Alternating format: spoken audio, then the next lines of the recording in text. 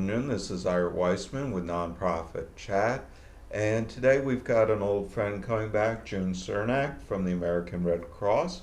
Welcome, June. How are you today? Great, thank you. Thanks for having me. Tell us first who you are. I'm June Cernak. I'm the Executive Director of the Southwestern region of the American Red Cross, servicing Burlington, Camden, and Gloucester counties. Okay. And most people know the American Red Cross for their blood drives, but you do so much more.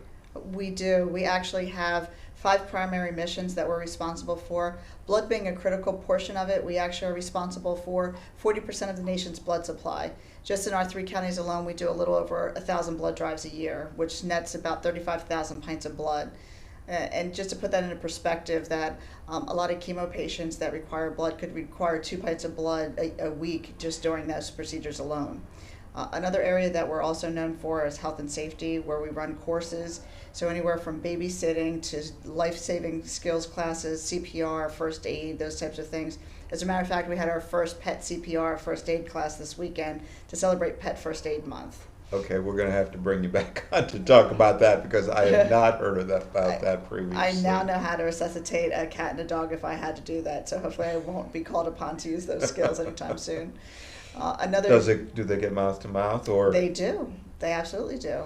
And depending on how small they are, you're kind of encompassing their mouth and their nose at the same time. But yeah, just a really great class. Okay.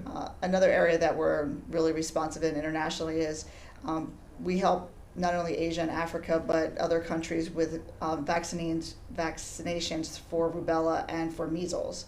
So we have tens of millions of children that we vaccinate every single year. So just a dollar contribution is giving a child the ability to have a vaccination. It's just a tremendous effort that we have. Now, you said you're doing this for children overseas. Mm-hmm. How did the American Red Cross get to the point of working with the foreign countries? They see a need in certain areas that they rely on us because we have so many facets of the American Red Cross in other countries. So there's Red Crosses in other countries as well, as long as Crescent Clubs. It's just another form of the Red Cross. So we partner with our synergistic partners around the globe, and we know that that's just a huge area for us. We send volunteers there, we send medical staff there, and we just are able to assist those families. In many cases, the mothers cannot get to the clinics where the vaccinations are, so we have volunteers that bring them and their children to a safe clinic to be able to get the vaccination, to make sure that they have that process and they're able to save those children. Okay, that's great. And what other things does the American Red Cross do? We are the communication arm for service to the armed forces, so we're very fortunate to have the Joint Base, McGuire, Dix, Lakehurst in our footprint. So we actually have a Red Cross house on the Fort Dix side. We are actually responsible for communicating with soldiers overseas that have any type of incident here that they need to come back for. We make sure that they contact us, we bring that soldier back, and they're able to be with their families during a time of crisis. We actually are working on things through a Joint Readiness Center that as soldiers are deployed, we provide them snacks, we provide them reconnection services, we provide them reconnection back into society when they come back from their tours of duty, reconnecting with their families, workshops just to help them, because we have mental health workers that support us as well. We're also there for the families that are here, the parents and the children that are still here. We have a lot of programs for them also, which is just a tremendous effort for all of our volunteers to go to the base on a weekly basis and be able to support them. All right. And our biggest area is disaster services. So for us, a disaster isn't just something as large as Hurricane Katrina or Hurricane Sandy, but actually what happens on a day-to-day basis right here in our local communities. Anywhere from fires to local floods to pipes bursting, anything that you need to evacuate your home, they become disaster services for us, and we respond to almost 300 of those a year just in our 3 counties. Okay, and that gives us a great lead into what we're going to be talking about today, which is how the American Red Cross works to prevent fires. You've got an event coming up this weekend. We do. So one of the things that we try to do is to just keep the general population aware of their preparedness piece of it. So we're hosting an event called Power of the Purse. This event is really to gear women to come out to be a part of a girls' night out and to be able to purchase handbags and different craft items and things from vendors, and the money goes back to our families. Where we're going to take that money is to reinvest that in the communities and do something called a Home Fires campaign.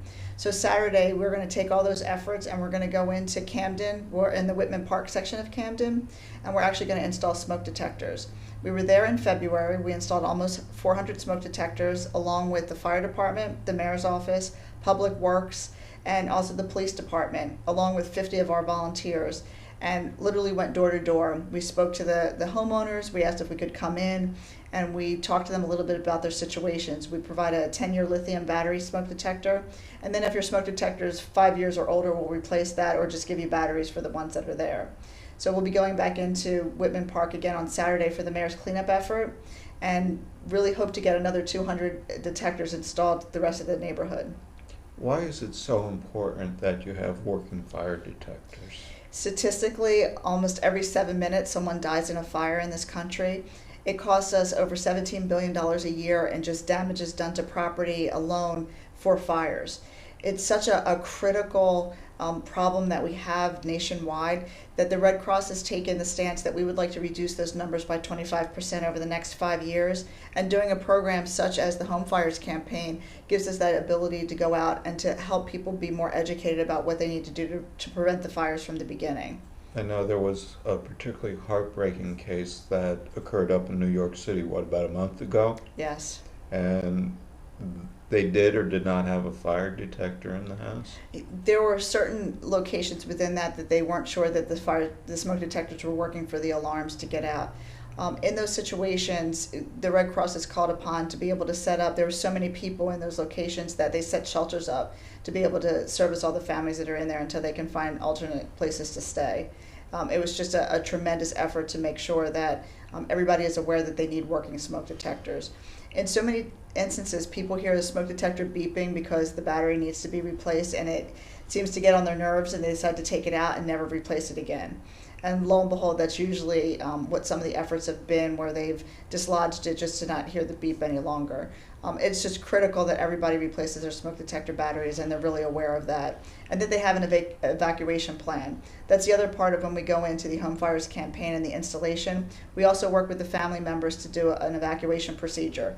So where are the closest exits in your home? Where are the windows? How can you evacuate? And what do you need to take with you when you are leaving? Most families don't realize that you have less than 2 minutes to evacuate your property in the incidence of a fire.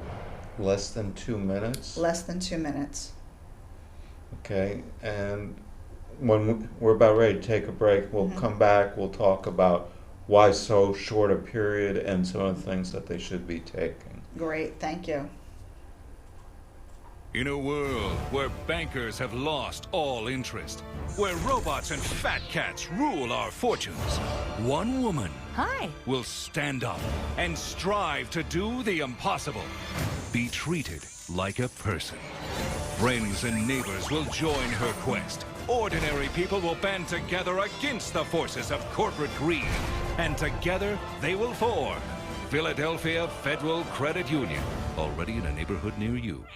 Imagine the finest hand-selected USDA prime steak you'll ever have. The freshest line-caught seafood, our Wine Spectator award-winning wine list, and soul-satisfying desserts. Bring that together with the perfect date, the winning business deal, a memorable family celebration. Welcome to Rod's Steak and Seafood Grill in nearby Morristown, New Jersey. Bring your appetite and feed your passion. Your credit score is yours, and at Experian Credit Expert, we want to help you really use it. With access to helpful Experian experts over the phone and online, we can help you use it to get a better idea of what info the banks have on you. Use it to get more choice of mortgages. Use it to make your money go further. Take the next step to improving your financial future with your free 30-day trial at experian.co.uk.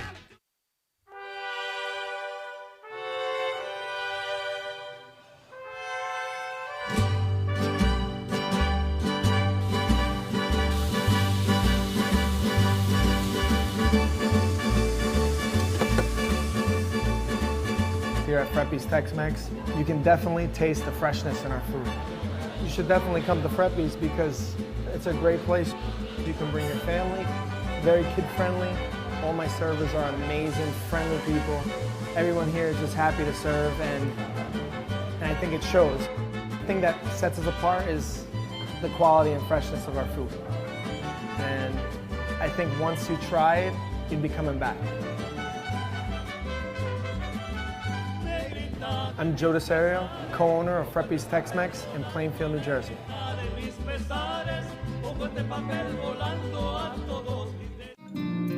Today's show has been sponsored by More Than Gifts.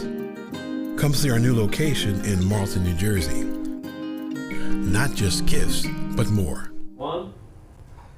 And this is Ira Weissman with Nonprofit Chat. We're back from our commercial break, and we're talking to June Cernak from the American Red Cross. And we're talking about fire safety and the issues that happen with fires in the home. When we went to commercial break, we were just starting to talk about an evacuation plan and the fact that people have less than 2 minutes to get out of the house when a fire breaks out. So why is it so short a time? It's the way fire travels through the home, and depending on what started the fire to begin with can cause just an exacerbated situation.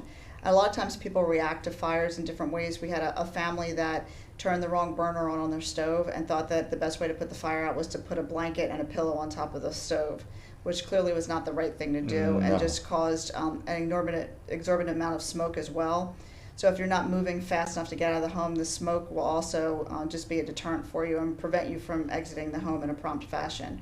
So it's just really important that you have all of those types of security devices, whether you have a security system in your home that's alerted to the fire department to make sure your smoke detectors work, and to please use your carbon monoxide detectors as well. We see a lot of different cases of things that happen, and we just want everybody to be safe and be prepared. We have evacuation sheets on our website, so if you went to redcross.org and you look at our disaster services, you can actually pull down different templates of things that you can fill out for your families and do checklists of things and practice drills on how to get out of the house safely. That also includes making sure that elderly family members, children, and your pets are safe as well. We had a suggestion in our class that somebody said for your little pets to really scoop them up in a pillowcase and run out of the house. It keeps them from getting away from you and flying out of your arms when they're distressed. A lot of times pets have a hard time when they hear the screeching of the whistles during the smoke detector, and it really makes them easily agitated, and that's a good way to get them safely out of the home. Let's come back, and it's important because I know people care about their pets. But what should people think about as part of this evacuation plan? Not just, take care of the pets, and of course if there's elderly family members, but what's the basics of an evacuation plan? So, naturally we just want the families to get out safely. I know people would like to take a lot of their belongings with them, and that might not be possible. So they should definitely take the most important things with them. We always advise people to have their medications with them, eyeglasses, prescriptions, or even have some sort of electronic way to know what their prescription dosage is and where to get them refilled. We learned that lesson during Hurricane Sandy, that when a lot of people were evacuated to the shelters, that, naturally people came out in droves to bring clothing and little household items, but most of the people that were there had no access to their medication. You can imagine if you're diabetic and you need insulin within 24 hours and that's something that you left behind, how would you have access to that prescription and dosage? So it's good to be able to have that nearby, that you can take all those things and run with it. We actually do a program for children in 3rd through 5th grade that came through us through Disney. It's really came out of Hurricane Katrina when the students evacuated the dorms. They put all their belongings in pillowcases and left their facilities. Well, Disney came to the Red Cross and said, we love this idea, let's call it the Pillowcase Project. And now we actually go out and speak to kids in a number of different scenarios, whether it be through the Y or whether it be through summer camps or even in the school systems. And they give them a pillowcase with the Disney characters on them and a checklist of things that they should remember: a toothbrush, a flashlight, their favorite toy, their favorite book. And they can make it their own. And this gives them not only all the skills they need for fires, but also coping skills, whether it be just an exercise on how to remain calm during that particular time. But we have Red Cross volunteers that take classes every single month and go out into the community and teach that class. So I think that's a really great way to think about it in the most basic of terms, is to think about the Pillowcase Project. Throw your belongings in that and head out. Okay. And in heading out, depending on the type of home you live in, you may have to take some measures or extra measures in order to get out. During the break, we were talking about, I live in a split level, so if we get a fire in my main floor, how am I going to get out? You need to make sure that you have that pre-planned. So whether you have an emergency ladder that you can throw out of a window or out of a sliding glass door that's on a different level of your home, make sure that you have a fire extinguisher that gives you enough time to maybe open a clear pathway. Stop, drop, and roll is the standard that we learned as a kid and still applies today. You want to stay as low to the ground as possible and be able to try to get out as quickly as possible. But you might have to figure out other ways that you're going to be able to leave your house. So know what windows you have, know how to open them, know codes if you need to get out of the home, all those types of things. You really need to be prepared to be able to leave in that short time period that you have. Okay, and you talked about codes, you talked about fire extinguishers. Should the people try and fight the fire? No, we should definitely leave that up to the fire department. It's really key. If you have a small isolated fire and you could use a a fire extinguisher that might alleviate that for the short term, that's one thing. But if it looks like something's starting to hit to a blaze to a point that it's going to spread really quickly, you need to just make sure that the fire department handles all of that and gets out safely. They're prepared for that. They have all their equipment that they need and they're prepared to fight fires, and it's better to leave it up to the professionals in that instance. And there's the other thing, you talked about changing out your batteries on your fire detector on a regular basis. You need to look at the dial on your fire extinguishers because they do lose pressure over time. They do. I try to look at things on an annual basis. So around the time of your birthday is a great time to make sure that you go around your house and do all the upgrades that you need for that year, whether it be getting a new smoke detector or installing a new battery, checking carbon monoxide, checking your extinguishers, getting your checkups, any of the preventative stuff that you would do for yourself. It's a great time. You're not going to forget your birthday, I guarantee it. So at least use that time frame to go in and double check everything. And coming back to the evacuation plan, you recommend how often should you practice that? I think you should practice once a quarter. I think that you should make sure that things haven't changed in your home or that you haven't moved anything around that might preclude you from getting out in a safe manner. But I think it needs to be kept top of mind, because whenever you have kind of a heightened sense of awareness during a particular emergency, sometimes you forget right off the bat. What you want to make sure is that it's just as commonplace for you to do at any time.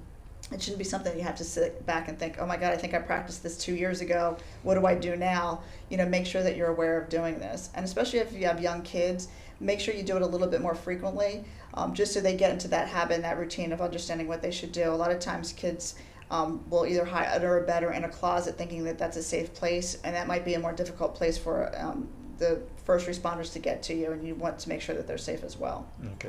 We need to take another commercial break, and when we come back, we'll continue talking about fire safety. Great. Thank you. For independent living for seniors age 62 and over, People Inc. offers safe, maintenance-free apartments across Western New York. The affordable rent is income-based. For more information, call People Inc. Senior Living at 817-9090. Looking for a cooking oil with a light flavor and reduced absorption so food preserves its natural flavor? One with a high smoke point for stir-frying, sautéing, grilling, and baking? Then choose all-natural Pompeian 100% grapeseed oil, imported from France. Grapes have been a key ingredient of the healthy Mediterranean diet for years. Pompeian 100% grapeseed oil is the chef's choice for high-heat cooking, grilling, stir-frying, sautéing, or even deep frying. And Pompeian 100% grapeseed oil is great for baking too, because its delicate taste does not overwhelm the flavor of cakes, cookies, and other favorite recipes. A key traditional ingredient of the Mediterranean, grapeseed oil is a rich source of vitamin E antioxidant and naturally gluten-free. Buy imported Pompeian 100% grapeseed oil today and find great recipes at Pompeian.com.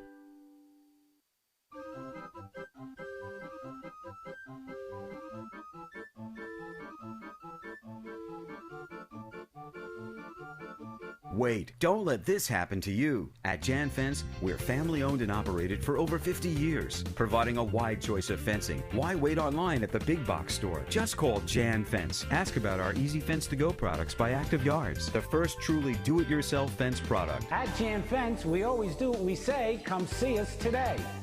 Step into an extraordinary world that will excite your senses. Experience our delectable Mughlai cuisine and the magic of tandoori savoir-faire.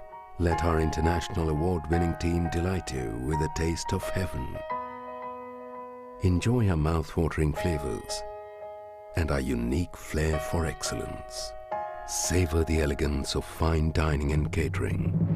Shazam Restaurant. Indulge your taste buds. Today's show has been sponsored by More Than Gifts. Come see our new location in Marlton, New Jersey. Not just gifts, but more. And this is Ira Weissman. We're back with Nonprofit Chat, and today we've got June Cernak from the American Red Cross, and we've been talking about fire safety. And when we're getting ready to take our break, we were talking about practicing the escape plans, and especially youth, and letting them know. And you've got quite a large youth contingent that you're doing things with also. We do. We have a youth group in each of our counties, and we work with the young people to try to empower them to think of better ways to not only help their families, but also help the community. So we've done things like poster contests where we have them create some sort of logo that talks about fire safety that they can use not only at home, but also in their communities and in their schools. What's a better way to do evacuation procedures? How could we create apps that would allow you to notify everybody and to be able to get people out of their homes? Some of the youth that we have, they're just absolutely amazing. They also really like to do events to create awareness also. So anywhere from 5K runs to dances. There are just so many different ideas that they've had. They would like to do like singing contests like American Idol and be able to bring awareness, to it from that type of perspective. But anything that they can possibly think of, they like to be able to share that, just to be able to make sure that people are prepared. They also volunteer for a lot of different things in the communities. So September is Preparedness Month and October is Fire Safety Month. So we actually find that the youth are actually helping out with local fire departments, they're helping out with community days, and they're really just sharing their time and efforts to be able to help out in the communities. That's great, especially getting the young people involved. It's phenomenal. What's some of the common causes of fires in the home? Usually you hear around the holiday seasons, it's particularly a dangerous period, but these fire hazards exist throughout the home all year round. What we've seen are a lot of fires that happen around Thanksgiving and Christmas are due to things around the kitchen. So it's cooking something spilled, grease fires. A lot of times around Thanksgiving, people use the oil-based containers to cook fires in that are too close to their homes, causing a fire. Then in the summer, it's gas grills, which again can be too close to the home, and depending on what they're doing with their tanks. Also fireworks. We've seen a lot of fires where a firework has gone kind of haywire and landed on outdoor furniture or too close to the home. So there's a couple different hotbeds of time periods that we see that fires are really more prominent. We also see things with older homes that could be electrical, so we want to make sure that people are aware of anything that doesn't look right from an outlet perspective, that they're making sure that they're not exposing themselves to something that could ignite a fire. And then I gotta stop you there.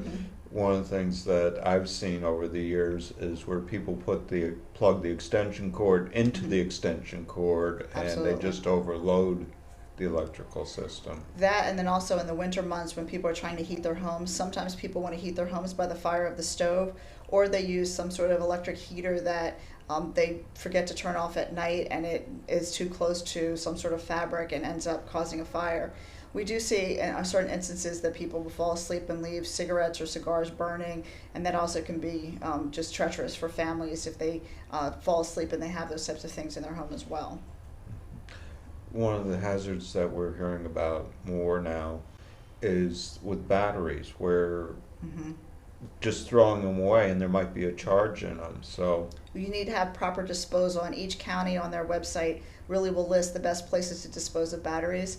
Actually, with our Home Fires campaign on Saturday, when we do take the batteries out of smoke detectors that are no longer in use, we have a safety mechanism that the chief of the fire department has put into place to be able to safely dispose of them, so we're not putting anybody in harm's way. okay. And then things like clothes dryers, that's another issue. We don't recommend that you ever leave your home with any of your appliances on. And there are a lot of times with clothes dryers that if you don't check your lint filters and your traps, that could ignite. And unfortunately, a lot of people feel overconfident that if they leave their house and, oh, I can wait for my laundry to be done, I'll let that go. That's also not a very prudent way to leave your home. We try to recommend that you unplug most things.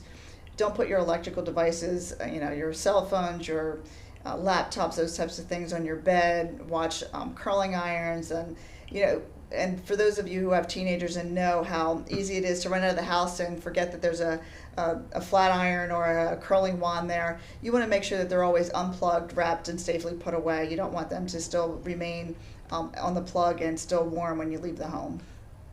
I know there was a big issue a few years ago about fireplaces, not only the portable ones, but the wood chip ones, but also the chimneys too. It's really important for the maintenance of your home to be able to have your flue cleaned on an annual basis, just to make sure there's no debris, make sure that the screens are on there as well. There has to be a certain amount of maintenance whenever you have something like a fireplace that you take responsibility for. And you also have to look at the products that you're using. So you don't want to use things that shouldn't necessarily be put in there to be burned, because that could ignite in a completely different way. Sometimes if things are wet or they have other chemicals on them, you don't know, and that could spark a fire very easily, and you might not even be aware that they're coated with something else. I think people think that they could take just a table in their house that they don't want and throw it in the fireplace and make a nice fire, but it could have a laminate on it or some other surface that would cause them to have severe problems. Or if it's been treated in any manner, Absolutely. You don't know what the chemicals will do to it. You have no idea. And you don't even know from a toxic perspective what types of fumes that's going to emit as well. And we come back to, get out of the house as quickly as possible, stay as low as possible, and just get to safety. Get your family, get your pets. One of the issues that is out there, many people have medical oxygen in their house too nowadays, and that, if that ignites, it's just a really upsetting scenario to think that some of the basic things that we used that we need every day could be so treacherous in our homes when it comes to fires and disasters. One of the other things I would just recommend, that if you smell something or you see something that isn't quite right, take steps to be able to look into that. If you look at an outlet that there's a spark, or you smell something that's not quite right and you think it's gas in your home, definitely call the local gas company and have them come out. It's better to be safe and evacuate and make sure that they're taking a look at everything. I know, and you probably saw in the news, some of the homes that were damaged during storms that were so wet inside that the electrical outlets had still water in them, and that actually sparked fires. There are certain things along the routes of the electrical system as well that you want to make sure that you have not your cousin that comes in and says, oh, I'm going to fix it. You have just a real electrician that's going to come in and make sure that your home's taken care of and that it's inspected properly.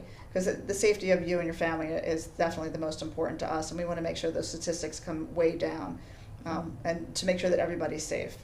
And we've been talking a lot about the prevention aspect, but the Red Cross also steps in after the fire. We do.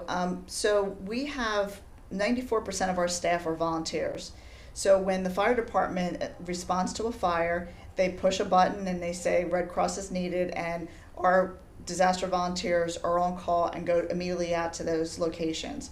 Once they meet with the families and they assess the situation, how many people are in the home, what their needs are, we give them hotel stay for 3 nights, and we give them a food and clothing allowance. We try to put them in places if, for example, they do have pets that are pet friendly. If not, we use some of our other partners like Red Paw and the Mount Laurel Animal Hospital to help foster the pets during that time period until the family can be reconnected with their pets. They know that they're in a safe place. We then work with them from a mental health perspective and also an insurance perspective to help them document and fill out any other paperwork that they might need. And it's ongoing. We're not going to leave any family without assistance to be able to help them out. And that's great.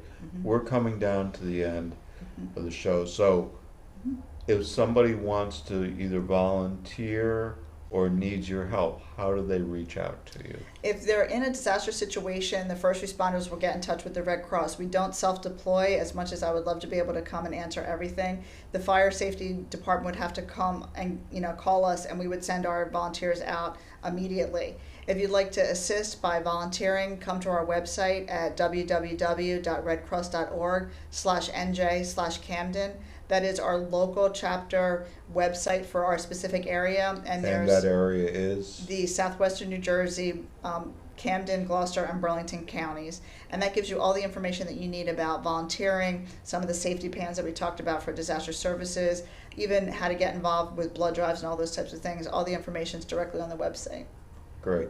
You want to repeat your website again for everybody? Sure. It's www.redcross.org/NJ/Camden. Thank you so very much for coming on. Thank you. I really appreciate you helping me keep all of the area more prepared and safe. It really is an amazing cause. It is. And as you said, what is it, every 7 minutes somebody dies in a fire? Absolutely. Okay. This is Ira Weissman. If you need help with your nonprofit's strategic plan, putting policies and procedures in place, succession planning, and putting measures in place to help show your funders that you truly have accomplished what you said you're doing, please feel free to reach out to me. My email address is idea.innovations, INNOVATIONS @live.com. Thank you very much and have a great day. Goodbye. Here, we have an attractive orange and a distinguished apple. The two similar, but opposites. Theory, a wingman is needed, or perhaps a wing lemon. A friend to the orange and an acquaintance to the apple, the lemon brings the two opposites together. See, with a little fresh thinking, the universe can be surprisingly smooth.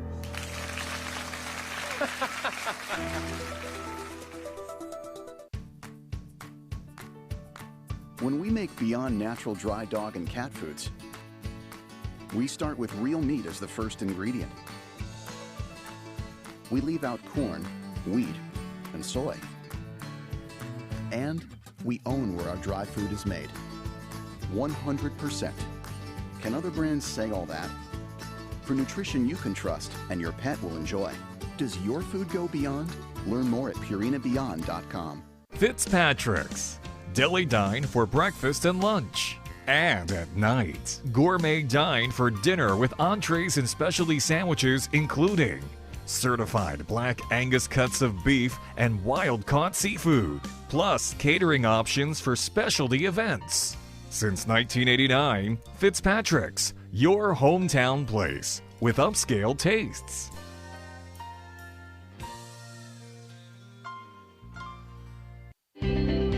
Apple Ridge is about freedom. Apple Ridge is about community. Apple Ridge is about home. Apple Ridge, everything you want, more than you expect. Welcome to your new neighborhood. Apple Ridge Senior Living. Enjoy a maintenance-free, affordable luxury lifestyle today. Visit appleridgeseniorliving.com and find out more about the Apple Ridge experience. Today's show has been sponsored by More Than Gifts. Come see our new location in Marlton, New Jersey. Not just gifts, but more.